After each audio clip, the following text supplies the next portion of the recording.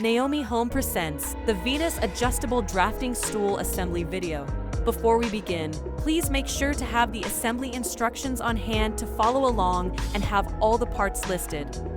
To get started, insert 5 wheels into part number 2 by pushing downwards and applying pressure. Next, place the straight pipe into part number 2. Now, place part number 8 into the straight pipe. Place part number 3 into part number 8.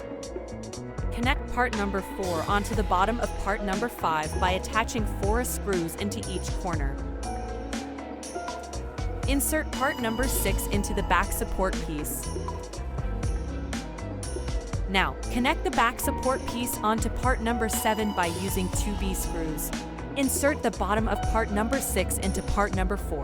Attach the hand wheel into part number 4. Place part number 4 into part number 3. Before finishing off, let us take a look at the product's features. You are able of adjusting the height.